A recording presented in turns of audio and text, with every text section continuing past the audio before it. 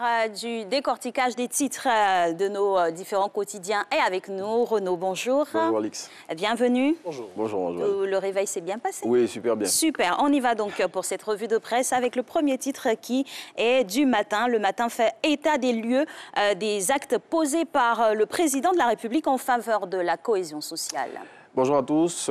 Oui, tout à fait. Le confrère cite à titre d'exemple passeport de Gbagbo, libération de cadres de l'opposition ou encore levée de blocus devant les maisons de ceux-ci. Et tous ces gestes sont pour le confrère de grands pas vers la paix faits par le président de la République. Au passage, le confrère n'hésite pas à égratigner le PDCI et le FPI qui, selon lui, torpillent la réconciliation nationale avant de lancer, pour terminer, que l'opposition se retrouve coincée après avoir été invitée à l'investiture du président Alassane Ouattara le 14 décembre 2020.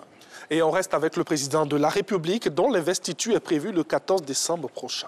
Oui, et l'Expression nous rappelle cet événement majeur à sa une de ce mercredi en mettant l'accent sur les chefs d'État qui sont attendus en terre ivoirienne à cette occasion pour connaître l'identité des présidents qui vont honorer de leur présence cette cérémonie d'investiture. Il faut lire l'expression de ce jour.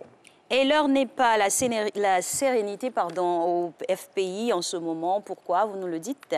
Bon, c'est le jour plus qui le dit. Selon ce confrère, après avoir reçu ses passeports, Laurent Gbagbo a déclaré la guerre au camp Afi N'Guessan. Le confrère qui semble bien informé sur ce conflit dont l'enjeu principal, selon lui, est le contrôle du parti à la rose, révèle une liste de personnes au sein du parti à qui l'ex-président n'adresse plus la parole. Et le cardinal Jean-Pierre Coutois prône l'amour entre les Ivoiriens.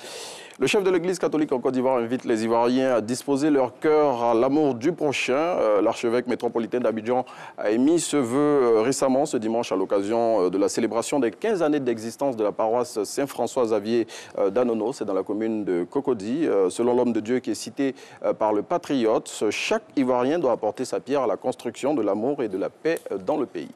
Direction d'Aloa, cette fois-ci, où un détenu fait la loi en la prison civile, au Cambolex. Oui, c'est le cas de le dire. Cet individu qui a été transféré de la prison de Soubré, où il avait pris une part active aux troubles qui avaient secoué cet établissement récemment, sème la terreur en ce moment à la prison d'Aloa. Surnommé El Capo, ce caïd qui, selon Soir Info, bénéficierait de la protection de certaines mains occultes, fait la loi dans l'établissement carcéral aux grandes dames de ses co-détenus et des gardes pénitentiaires. Et changeons de sujet, une affaire de faux documents secoue l'Africa Sport d'Abidjan. Cette affaire que l'hebdomadaire Abidjan Sport qualifie de gros scandale oppose Diallo Ousmane, sociétaire du club, à Vagba Alexis, son président.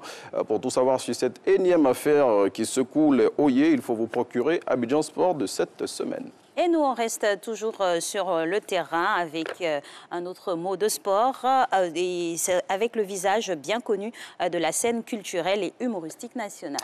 Oui, et ce visage bien connu, c'est celui de Silver Ba, ou si vous préférez, le Magnifique.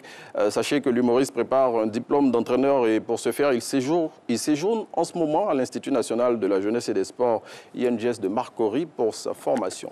Et on termine avec la lutte contre la Covid-19. Et on ne badine pas avec les mesures de prévention aux Philippines. Oui, un Philippin l'a pris à ses dépens, lui qui est écopé d'une amende de près de 2 millions de francs CFA pour non-respect de la quarantaine à laquelle il était soumis. Selon l'Inter qui relate cette histoire, l'homme qui est à l'isolement pour 15 jours dans un hôtel a reçu cette sanction pour être sorti de sa chambre, imaginez-vous, pendant 8 secondes.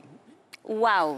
C'est là-bas. C'est pour vous dire combien de fois on ne badine pas. Voilà. Avec les mesures de barrière, et c'est d'autant plus important que c'est pour la préservation de la santé de tous. On devrait appliquer cette amende-là ici. Voilà, c'est ce que vous me tirez les mots de la bouche. On devrait le faire tout simplement, tant qu'on n'est pas encore sorti d'affaire avec cette Covid-19. Merci Renaud, on se revoit demain. Au revoir. La semaine passe vite. Très éclatant sur le plateau. Ah, je vous remercie. Merci.